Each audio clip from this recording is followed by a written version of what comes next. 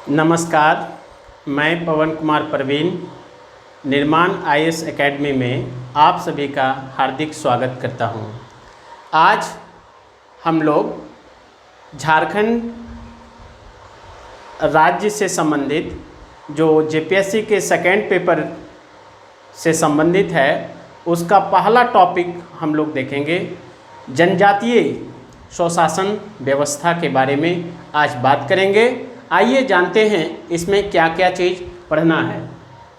जनजातीय शासन व्यवस्था में मुंडा शासन व्यवस्था पहला टॉपिक है, जिससे एक प्रश्न आएंगे और प्रत्येक प्रश्न जो है वो 2 नंबर का होगा। प्रत्येक प्रश्न जो होगा वो 2 नंबर के होंगे। दूसरा टॉपिक है पढ़ा शासन व्यवस्था। तीसरा टॉपिक है मांझी शासन व्यवस्था। चौथा मुंडा मानकी शासन व्यवस्था। पांचवा डोकलो सोहर शासन व्यवस्था। अन्य शासन व्यवस्था में आपको नागवंशी शासन व्यवस्था और जातीय पंचायत शासन व्यवस्था पढ़ना है। इस प्रकार आप यहाँ से लेकर यहाँ तक में 8 प्रश्न आएंगे। 8 नंबर ऑफ क्वेश्चन जो होगा वो 8 होगा और प्रत्येक प्रश्न जो होंगे वो 2 नंबर का होगा।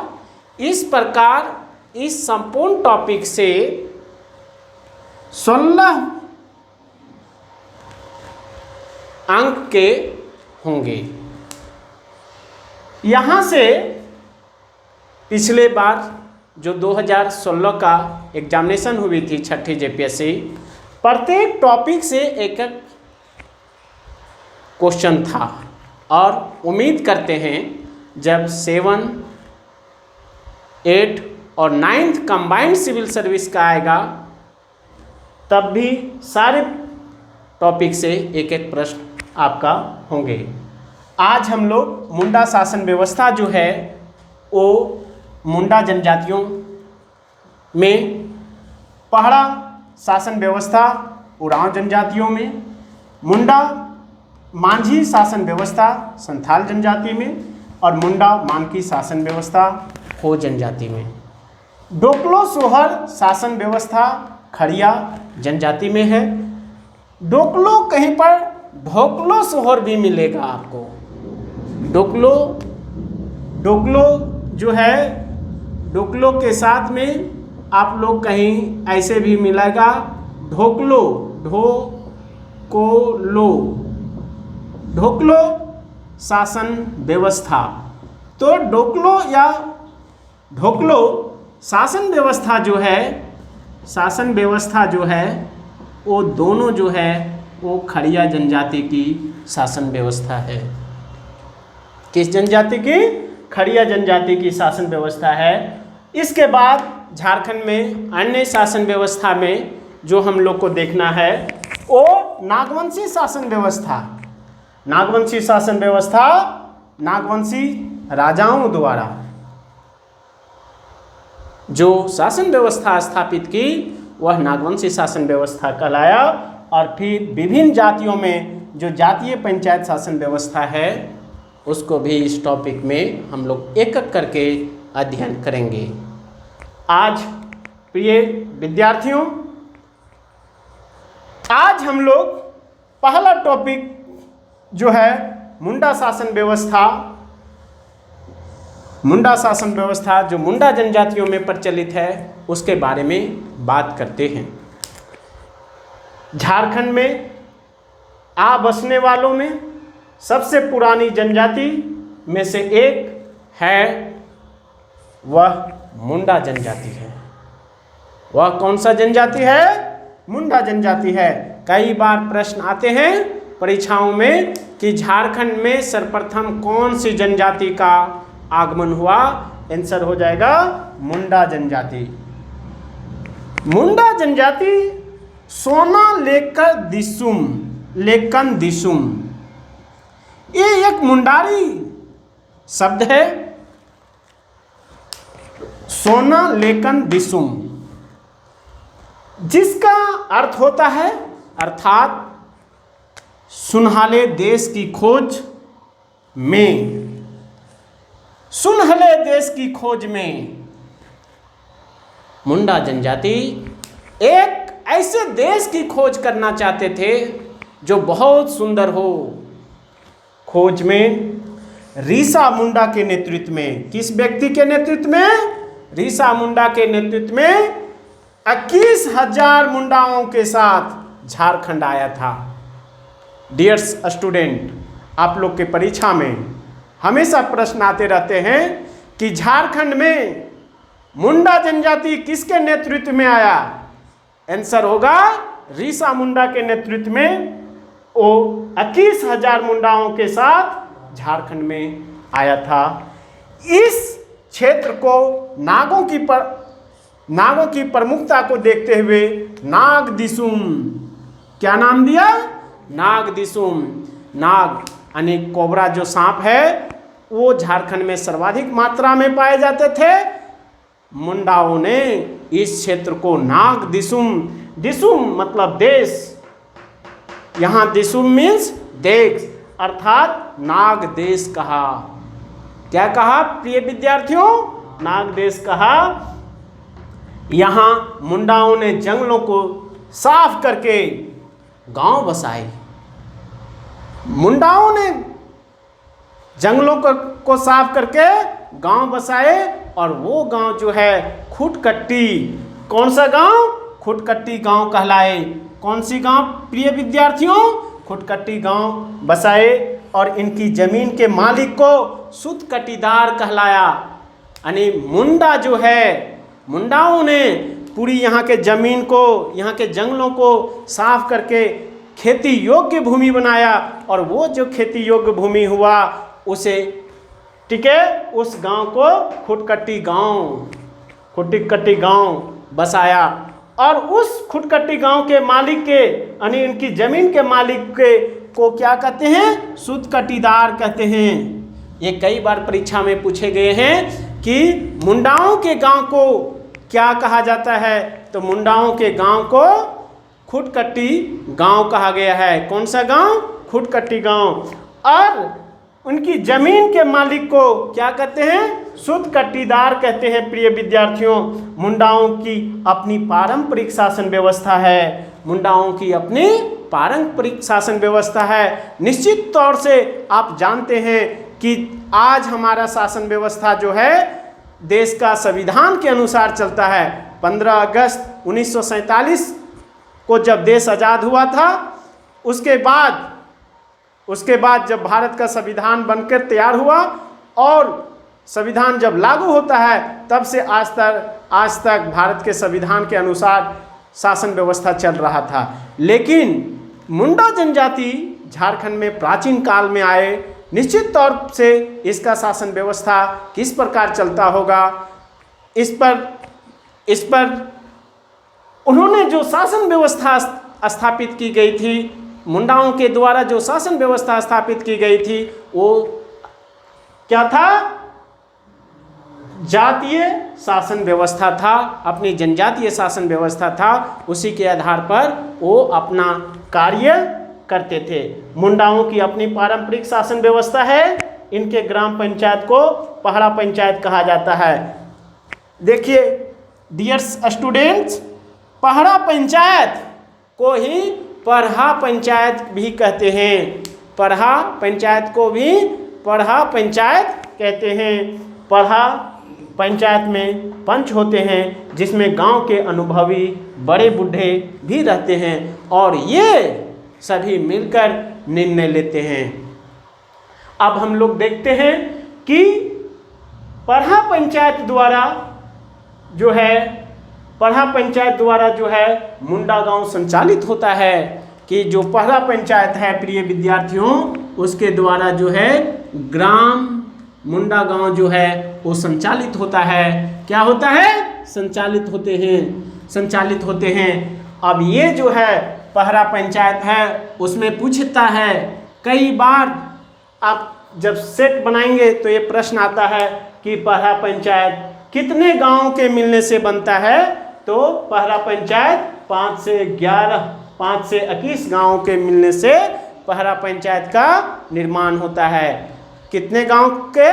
5 से 21 गांव। मुंडा की पारंपरिक शासन व्यवस्था यानी मुंडाओं की पारंपरिक स्वशासन व्यवस्था में पद जो है वो निम्नलिखित होते हैं। पहला हातू मुंडा। प्रिय विद्यार्थियों, हातू का शाब्दिक अर्थ होता है, हातू मुंडा में गांव कहते हैं। हातू मुंडा में क्या कहते हैं? गांव कहते हैं। हातू जो है उसको गांव कहते हैं। हातू मुंडा अपने गांव का प्रधान होता है। हातू मुंडा जो होता है गांव का क्या होता है? प्रधान होता है। हातू का अर्थ क्या होता है? गांव। यानी गांव का जो प्रधान होगा वो क्या कहलाएगा? हातू मुंडा कहलाएगा। गांव की प्रधान के कौन होते हैं? कौन होते हैं? हातू मुंडा होते हैं। और हातू मुंडा जो है, हातू का अर्थ क्या है? गांव होता है। हातू का अर्थ क्या होता है? गांव होता है। दूसरा पॉइंट इसमें जो है आपका मुंडाओं की शासन व्यवस्था में दूसरा पद जो है वो आपका मुखिया है। हर हातू पंचायत का मुखिया होता है। हर हातू पंचायत का क्या होता है? मुखिया होता है।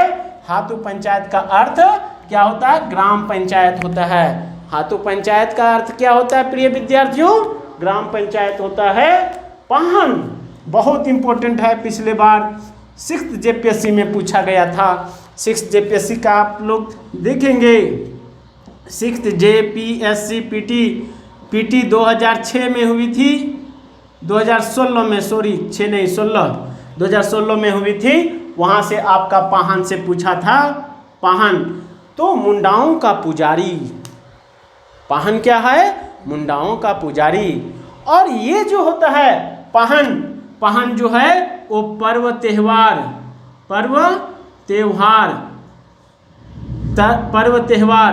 शादी विवाह है ना, शादी विवाह आदि जो उसकी मुंडाओं की जो धार्मिक अनुष्ठान होते हैं उसमें ये प्रमुख भूमिका पाहन के द्वारा की जाती है। पाहन के द्वारा संपन्न कराई जाती है। हालांकि पाहन का जो भी पद होता है वो परंपरागत नहीं होता है। जब वो पुजारी के रूप में होते हैं, पुजारी के रूप में काम करते हैं तो वो पाहन कहलाते हैं। अन्यथा जब वो पुजारी के रूप में नहीं करते हैं तो सामान्य मुंडाओं की तरह वो कार्य करते हैं।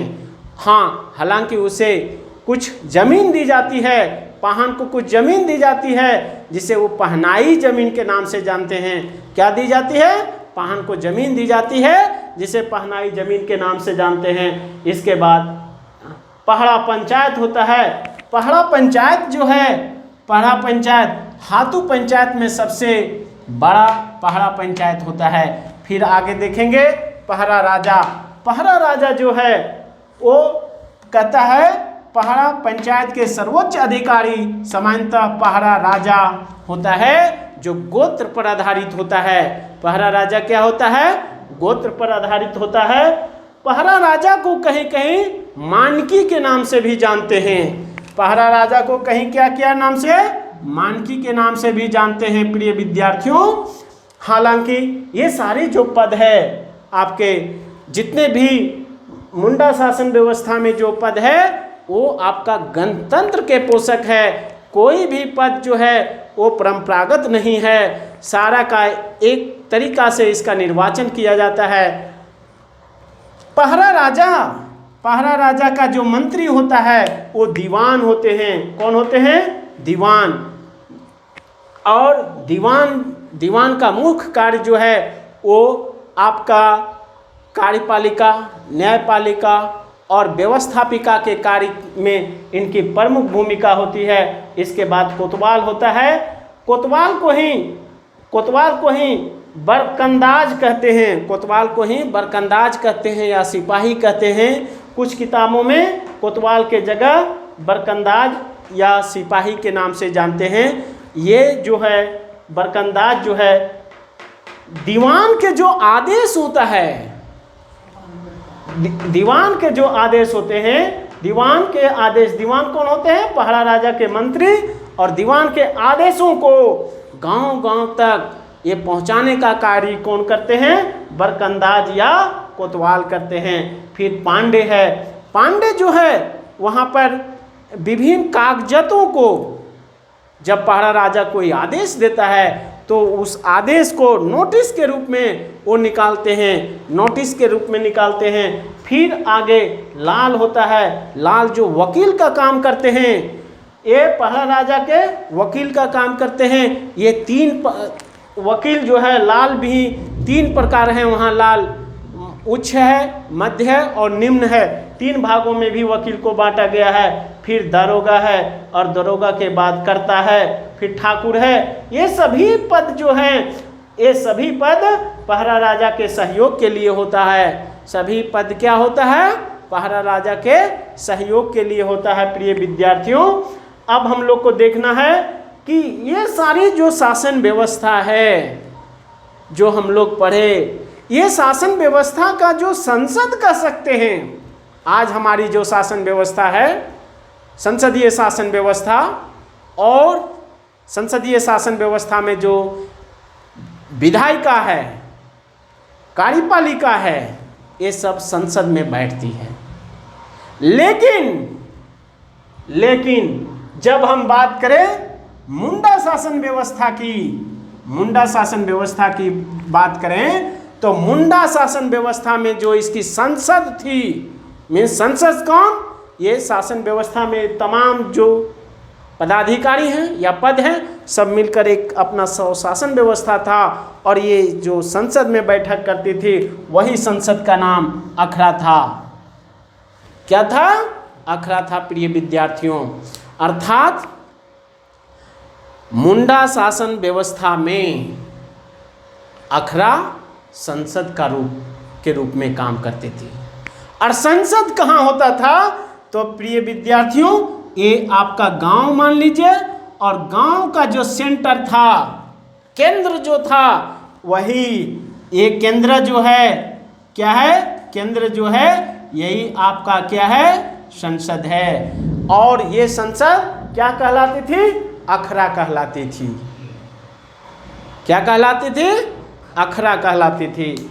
और अखड़ा जो है वो मुंडा गांव में सांस्कृतिक केंद्र होता है, जहां पर विभिन्न क्षेत्रों से वो आकर आज भी अपना नृत्य, गान, कल्चरल प्रोग्राम को आयोजित किया जाता है। और अखड़ा ही पंचायत, अखड़ा में ही पंचायत की जाती है, अर्थात वहाँ पर निर्णय लिया जाता था।